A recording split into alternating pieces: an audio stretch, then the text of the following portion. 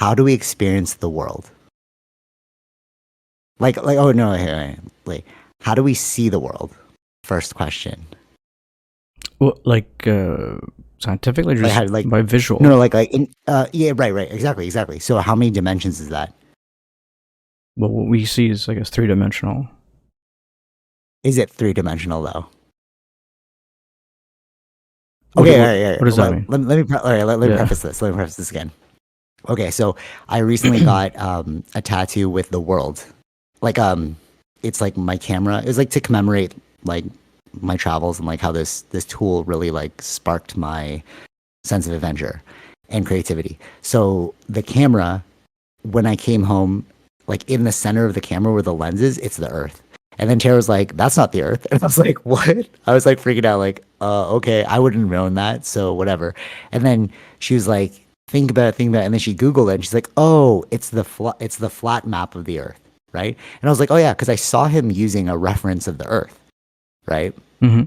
Like when he was creating the design. So I was like, "Oh, okay," so he used like the flat map, not like the curved map. You know what I'm saying? And then I was like, okay, well then we'll just like as a analogy for that, it's like you shoot the world in 2D. It's a 2D map, right? Sure. So all pictures are 2D. Mm-hmm. Okay. This is really what like so many like chess pieces. No, like so many dominoes that like lined up, and then it like clicked for me this morning when I was reading this book, and I was like, oh, this is totally what it is. Okay, so we take photos in 2D, right? Yeah. There's no 3D photo, right? Mm-hmm. So it made me realize like, how do you see the world in 2D? Like quite literally, if you look at the world, it's not 3D. You like look at anything and it's like flat. It looks curved, but you're taking a picture. I just blinked because I'm like taking a pretend photo. Yeah. But you know, see, like it's a photographer thing. Like photographers know that you're like only seeing the world in 2D. Right? Do you agree with that?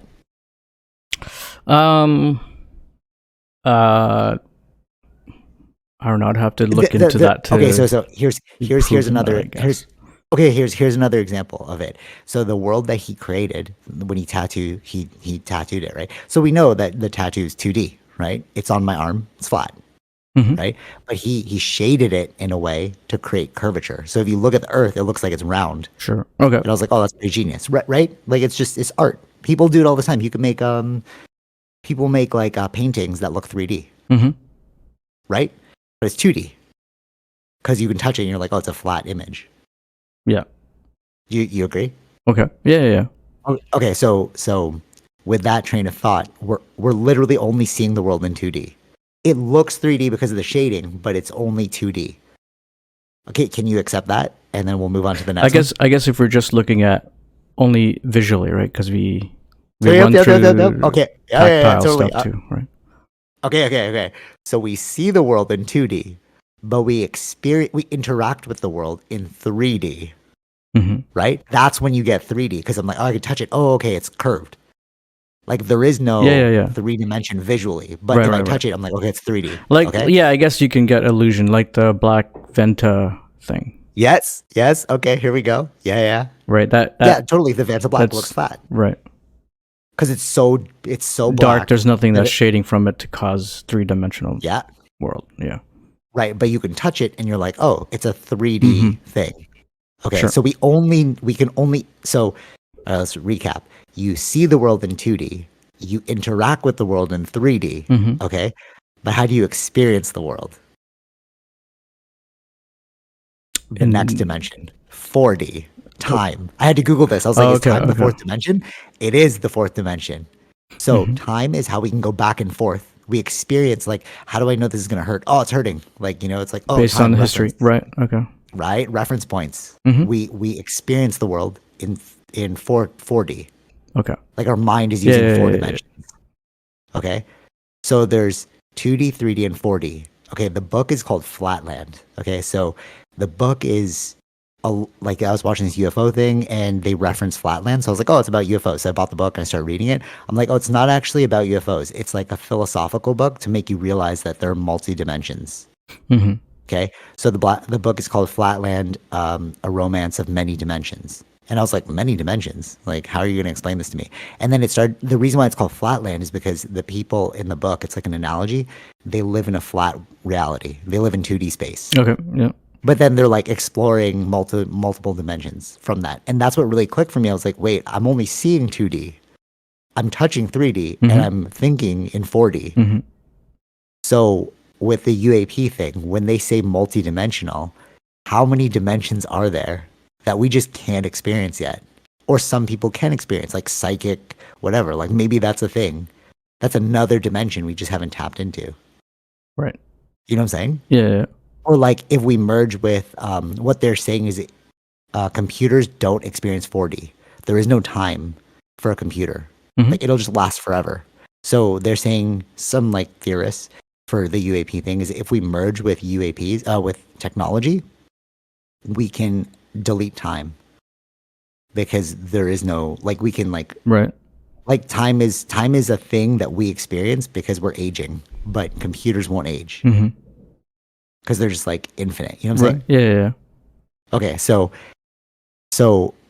what they're thinking as well is, you know, when you see these things blip around, right? So they're saying that what if it's just a shadow?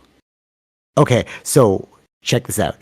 So if you are living in a 2-dimensional plane, right, as a human being, and you see a shadow moving, or like not a human being, let's say you're like a being that only interacts in 2 dimensions, and then you're seeing a shadow moving on the surface of a table, you're like, oh, it's a shadow. But you don't realize the shadow is connected to a ball that's casting the shadow. So then that made me think like what they're saying is we're seeing it blip, but maybe it's not blipping. Maybe it's moving at a normal speed, but we're just seeing it in this version. Right. Because we can only feel and like, you know, see within these 2 dimensions. Yeah. That actually kind of makes sense now. Doesn't it? Because you're like, oh yeah, I actually only see in 2D. Sure. Yeah. But what if I could see in 3D? Then what else is here? You know what I mean? Or what are these other dimensions that we really don't know about? Yeah. We have visual, I would say. We lack in certain, like you know, we can't see radio waves or Exactly. But that was such like that's like me saying 27 billion trillion. You're like, okay. Like, you know what I mean? Like, I don't, like, you can hear what I'm saying. Like, oh, we don't see waves, but like, you don't experience it. It's not hitting as hard as like, oh, you actually only see in 2D until you touch it. It's like, oh, that's 3D. Like, this is like oh, I hate this camera. This is like a salient example for like how to embed it more clearly in your mind. You know what I'm saying? Like knowledge plus experience equals wisdom. Sure. So we know, like I know that there's 2D, 3D, 4D, but I just made you experience 2D, 3D, 4D. So now in your mind, you're like, oh, this is a real thing now. You're more wise to it. And that's why to me, it's like, oh, I just domino affected myself this morning by reading this book. I was like, wait, this is what they mean about dimensions. It's not like some weird, you know, like a quantum realm, Marvel movie thing, you know what I mean? Like there's a different realm, they have these beings in there. No, it's like, it's literally just a dimension we're not tapping into. It's a unit of measurement we don't have the tools to interact with. Okay. Do you know what I'm saying? Yeah, I understand what you're like saying. Our brain, right? Yeah. Our brain and our bodies are only fit for these dimensions that we're capable of. But just like the bee, we can't physically see that radio wave dimension because our eyes aren't attuned to it. Just like a dog can't see black and white. So there's no dimension of color for a dog. You know? Yeah. You know what I mean? Like it's like when I said like dimension of color, that's a dimension. Like it's not supernatural. It's like reading this book made me realize like, oh, dimensions are just units. Like what unit can you comprehend? Does that make sense? Yeah, I get that. Yeah. Okay. Now attack the argument just in case I'm like, wait, this is totally off base. Like it actually makes sense to you, right? It can make sense, but the only way to prove certain things again is with the evidence, right? So like, are those things? No. I'm not saying. Yeah. No. As a philosophy, sure, they can make sense. As a philosophy, yeah. Okay. No. I'm saying like we don't have the tools for it, but like the reason why it blew my mind is because I had no idea what these people are talking about when he was like quantum realm, like in the Congress hearing, he's like multidimensional beings, holographic realities. I'm like, what are you saying, bro? Like this is just some next level. I think But if you dumb it that's down to this, like, wait, sure, yeah, but I think that's where definitions need to be explained. Like, what does he mean by that? right. And what do you mean by multi-dimension? Mm-hmm. Like to me, I was like, it just seems so. This actually came up in like a professional setting. So there's two ways to solve a problem. Okay,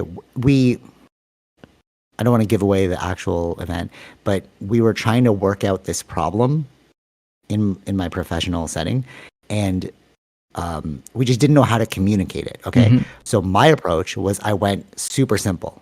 I was like, okay, I'm just gonna break it down to its like root question, and then the other person's approach is they tried to complicate it. They tried to over explain it so that it's like, but in case this, in case this, in case this, in case this, and I was like, sure, if you want to do it that way. And then other people saw it and they're like, oh, I like his example better because it's simple. Like you fill in the gap. Like if you just give me the base model, I'll figure out the next steps on my own. Yeah. Right. Makes sense. Yeah. So with this, I was like, what is the simplest form? Because he's saying like the Congress dude, he was saying like holographic realities. I'm like, you're overcomplicating that thing, bro. Like I have no idea what you're saying and you might just be making stuff up. But if you break it down to these dimensions of like, visual, tactile, and temporal, 2D, 3D, 4D, it's like, what else is out there?